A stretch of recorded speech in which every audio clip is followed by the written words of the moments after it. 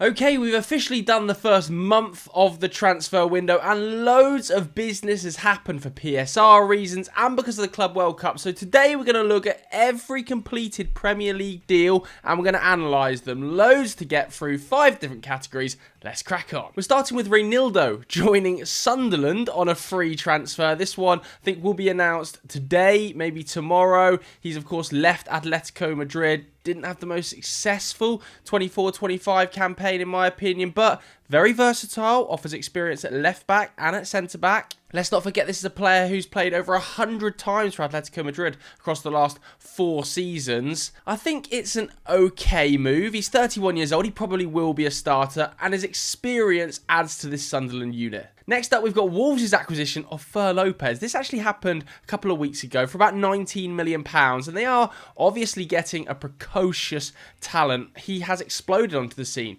Really, let's not forget he didn't make his first La Liga start until December. He's only played about 600 minutes of senior men's football. But what you're going to get from him is a player who wants to play in that advanced midfield role. I don't think it's going to be a like for like for Matheus Cunha because he operates slightly more on the right-hand side. Cunha obviously traditionally on the left-hand side of those two floating 10s, but amazing passing numbers, particularly with his line-breaking passes. Over 50% of his passes broke the line. It's the second highest percentage of any player to play over 500 minutes that's under the age of 23, behind only Florian Wirtz in Europe. I have to say, given the hype that was around him in Spain, the fee seems pretty reasonable. I think this is good stuff from Wolves. Next up, we've got Jeremy Frimpong, the Trent Alexander-Arnold replacement. Not going to be a like-for-like replacement. Of course, he's operated almost exclusively as a wing-back at Leverkusen under Xabi Alonso. He spent large proportions of his playing time during matches as a winger, really. So it's going to be very interesting to see how he occupies the same space or different spaces to Mo Salah. What's his defensive attributes going to be like in the Premier League, which is a far more physically demanding competition. You have to say, though, because of the transfer fee, it was a buyout clause. He's 24 years old. The numbers and the data behind him in the Bundesliga are remarkable. This is clearly a good stuff signing. Don't see any drawback, even if it doesn't work and this new position playing as a right back rather than a wing back fails.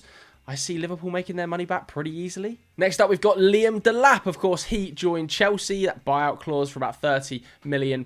He's still only 22 years old and coming off the back of an outrageous season for Ipswich. What I think we've seen of him already in a Chelsea shirt at this Club World Cup is his intensity, his physicality. He's almost got that sort of Diego Costa style aggression to his game, which I certainly think a lot of Chelsea fans are going to like. And with Nicholas Jackson's recent disciplinary issues, his finishing being very, very suspect, I can see Liam Delap being the starting number 9 for Chelsea very quickly. I don't think I'm going to put him in game changer, but certainly good stuff given the fee, his age, and the all-round profile for that Chelsea forward line. Where do we start with Rayan Cherki? Already looks like a natural in this Manchester City side, doesn't he have to say?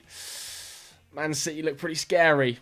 They look really scary, actually. We've seen Pep tweaking and trying some new things in this Club World Cup, and they've got me worried. I think Cherki's combinations coming in that inside right position already look pretty dangerous. And I think his talent level, comparatively to the fee, is the most outrageous almost on this list flat out. I know that Frimpong's release clause was really good, Delap's release clause was really good, but the talent level in terms of ceiling that Cherki has, playing under Pep Guardiola in this Man City side, I actually think it might be a game changer. I think he could have an outrageous season.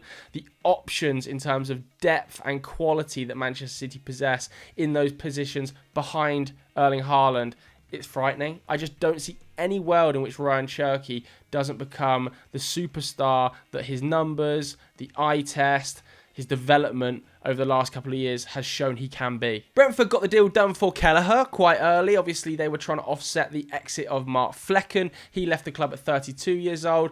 Kelleher is still only 26, so that is quite young in terms of a goalkeeper, and he's put up 20 Premier League starts across the last 2 seasons, so he's dipped his toe in the Premier League regular category, and he's looked really impressive. He's kept clean sheets in 50% of those appearances. His post-shot expected goals to shots on target metric really jumps off the page. He's quite commanding, and he's had big moments, even in a Liverpool shirt. So I have to say, as far as early goalkeeping deals go, this is good stuff from Brentford. We're back to Sunderland, who have managed to secure the signing of Habib Diarra.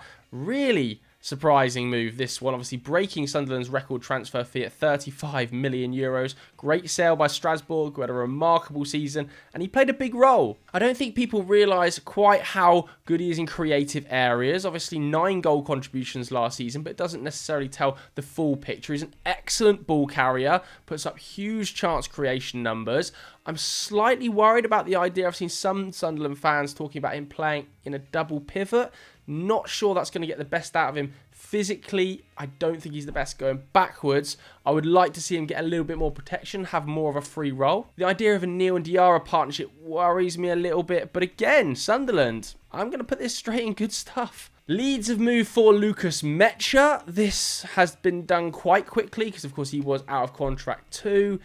Hasn't played an awful lot of games recently, and Leeds clearly need a new number 9. Joao Pedro, top scored last season, 19, doesn't really have any Premier League pedigree. Don't see them having enough goals in that squad without signing a couple of number 9s. You look at Dan James being the second top goal scorer. I think then it was Manuel Solomon, who of course has gone back to Spurs. Can Lucas Mecha provide those goals? Slightly sceptical. Like I said, it was only 3 starts last season. Across the last 3 campaigns, it's 13 starts in the Bundesliga combined, that is. So not a big number. Fitness issues. He's not put up loads of goals. I think it's okay, and I'm being a little bit kind. Let's talk about Coppola going to Brighton. Another young transfer, very reasonable fee, just 11 million euros. I do think they need centre-back depth, despite the fact they've got a lot of names on their roster. I think the likes of Igor could well leave. Adam Webster is out of contract in 2026. They need some cover for Van Hecke and Lewis Dunk. They have got cash in, and they've obviously got Webster still on the books. But I like the idea of this move, because defensively, all of his metrics in Italy pop. Now, his dual success rate is off the chart, and I do think a lot of the defensive metrics pop because his side Verona are so defensive. Just 38% average possession this season. He's absorbed a lot of pressure. We haven't seen him on the ball an awful lot. For me, Van Hecke is one of the best defenders in the Premier League. Criminally underrated. Brighton Player of the Year yet again. Lewis Dunk, really good passing range. So it's big shoes to fill if one of those guys gets injured. I just think it's smart to have cover in that position, particularly if Igor does leave. I'm going to go for good stuff given the price. Next up, we've got a move that's almost been forgotten by now. Matheus Cunha, obviously £62.5 million his release clause to Manchester United. There is an argument, I think, to be made that this could be a game changer for United. Clearly, there was nowhere near enough goals. Across the last 3 campaigns, there haven't been anywhere near enough goals. Massive XG underperformance. And also a real lack of drive and ball carrying ability from slightly deeper areas. What does Matheus Cunha provide to you? Well, in recent seasons, XG overperformance, goal scoring output, drive on the ball, progressive carry numbers. That is his game. I think he suits the system perfectly that Ruben Amorim is going to want to play, and it allows Bruno to play a little bit deeper, which I personally think works better for him in this Ruben Amorim system. I'm going to say Matheus Cunha is a game changer, and I know that's going to get hammered in the comments. What do you guys at home think about the Matheus Cunha deal? The only thing I'm going to say is that I'm trying to reserve judgment on all Man United signings going forward without being too positive, because whatever level they're playing at, Man United will pull you right back down. Next up, we got Jacobijo. He was at Udinese. He's gone to Leeds. They're looking for some central defensive depth. We've got a couple of centre-backs to talk about here. Joe Rodon potentially needs a bit of cover. Pascal Struijk, last time we saw him in the Premier League, struggled a little bit. The one thing I'm going to say is he's played nearly all of his football in a back 3. Mainly as the central centre-back. So are we going to see Leeds adapt their style slightly and play with a back 3? Or is he coming in as a replacement / cover for one of the starting 2 from last season? Either way, at £19 million, this is a move that I think sneaks into good stuff, but could look like an overpay at the end of the season if Leeds go down. Sebastian Bornau also joining the club. 26 years old, coming out of that Wolfsburg side. I think he only had a year left in his contract, so the fee is like £5 million. Another centre-back.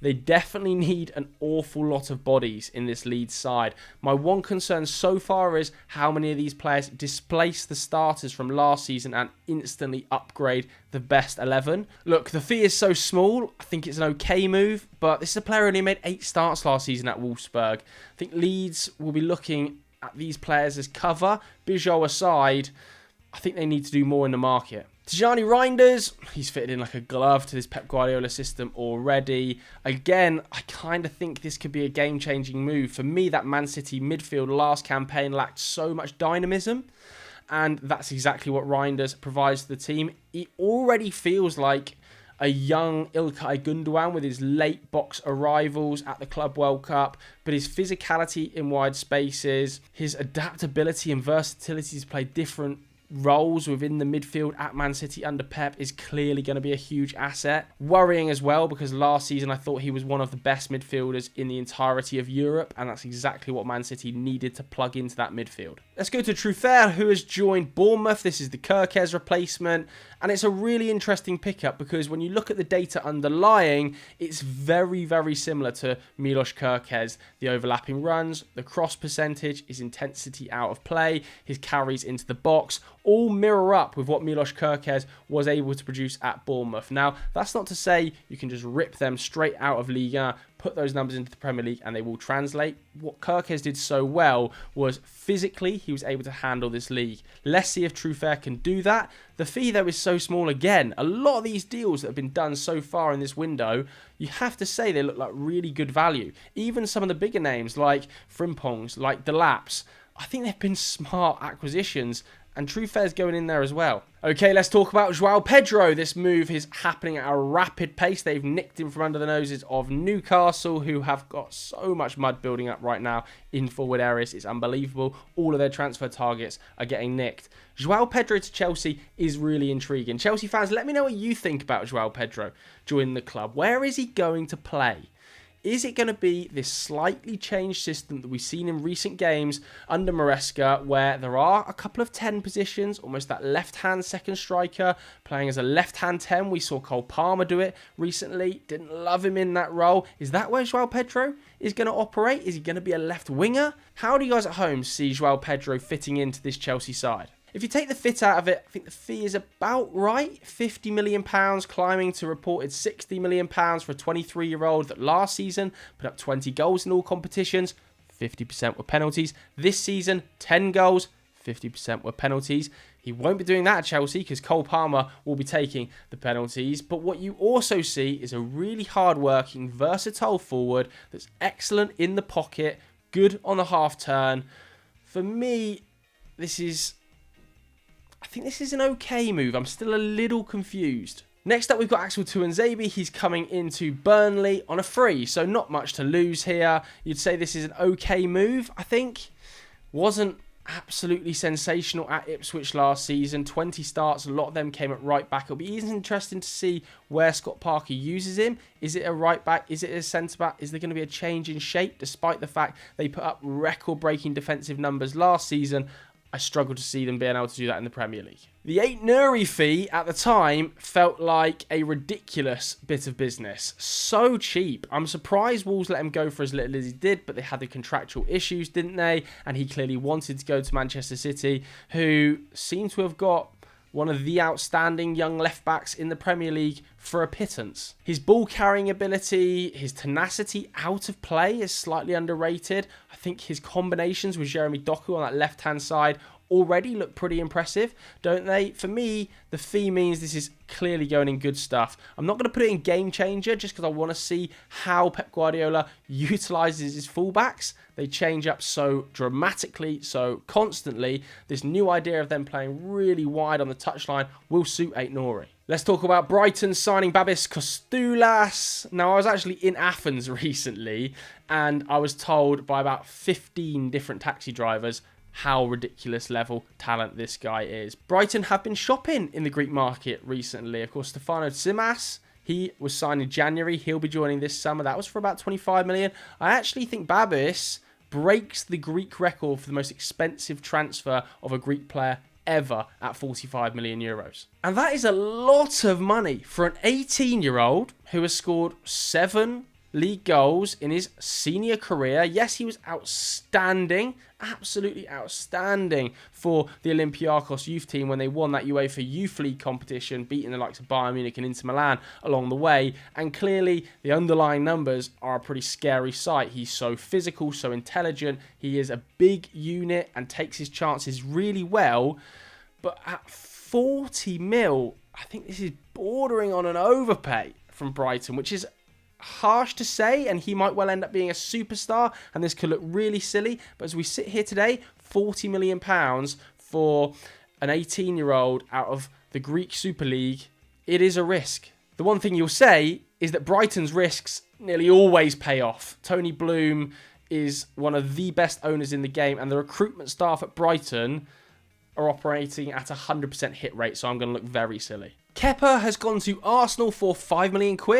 Again, I think this is an okay move. You know, he's only going there to be Raya's backup, but I think he's a better backup than Neto last season, who took up a loan spot totally unnecessarily because he was also cup-tied.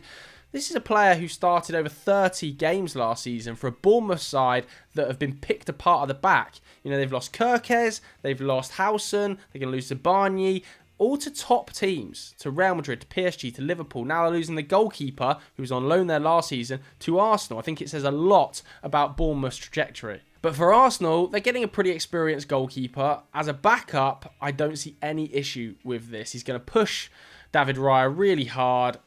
I actually like this move. Jamie Gittens is joining Chelsea for £55 million. This move has been coming for quite some time now. It's felt like they've beaten Bayern Munich to the punch. Shock horror, Max Eberl has missed out on another target. And clearly they were in the market for a left winger. And this is where my puzzle pieces about Joao Pedro don't quite fit together. Gittens is very much a left winger. So does this system change mean that he is going to be the left winger? And where does that leave Joao Pedro? You look at some of the players who want to operate in similar areas, the likes of Joao Pedro, Gittens, and Nkunku, Pedro Neto, Cole Palmer, Tyreek George, Esteval. There's a lot of names that want to operate in very similar areas there, and I'm very intrigued to see how Maresca makes it work. I think it's an okay move. Again, I'm putting both of these Chelsea players in okay move just because I'm a little bit confused. Chelsea fans, I need you to shed some light on this. Florian Wirtz, game changer. I mean, this is as punchy of a move as it gets. British record transfer, £116 million, shockwaves through football move. You know, Liverpool have been saving up, didn't spend any money last summer for moves like this.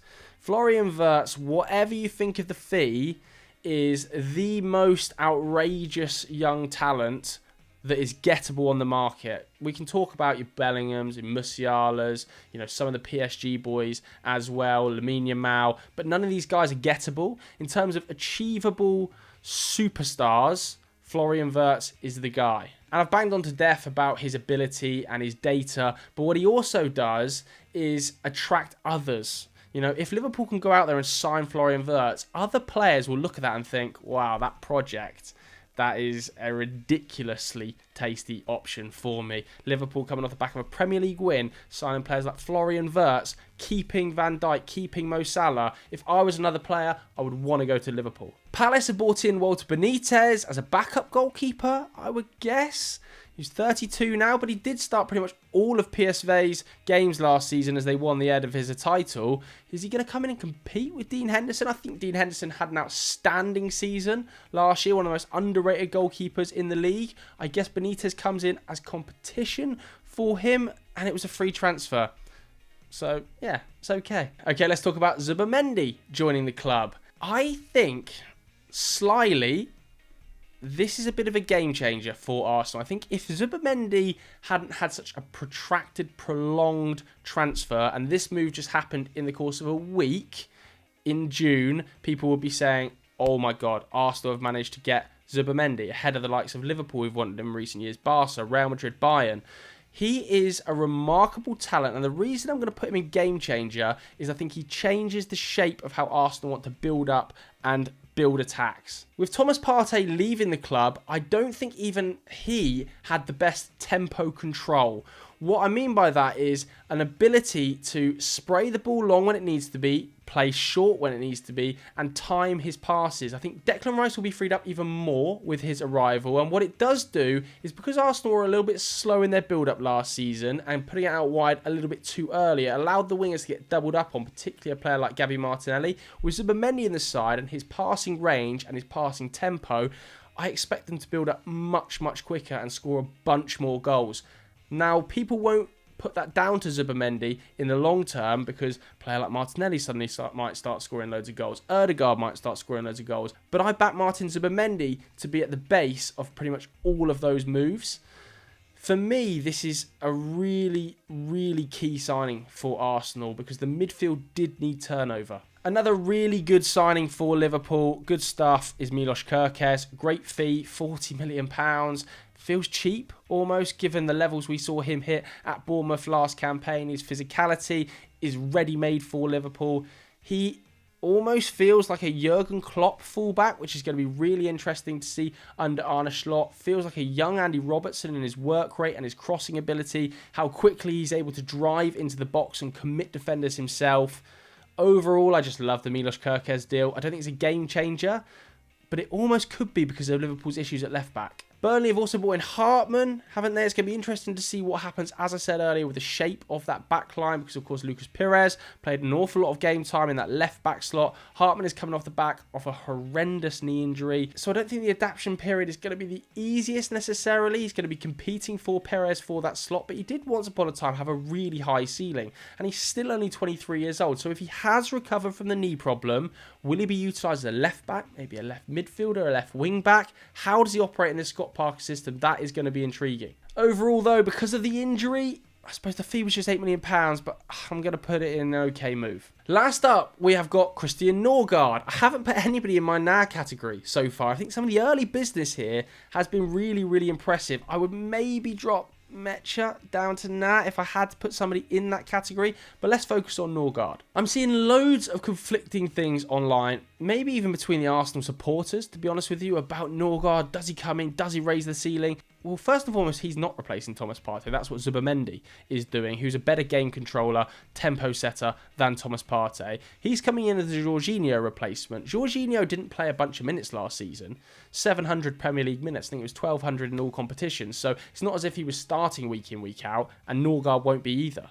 They're going to lean on him off the field even more. That leadership he's able to provide to the dressing room is clearly key to this move. At £10 million, there's very little downside for a player who ranked 10th in the Premier League for combined tackles and interceptions last season. The same number of tackles and interceptions as Carlos Baleba. Now, I don't think he's got the ceiling. He's not going to improve. He's not going to come in and be a superstar, a nailed-on first name on the team sheet for Arsenal.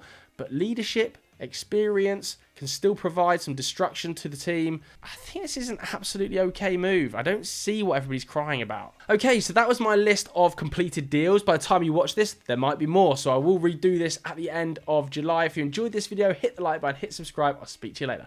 Goodbye.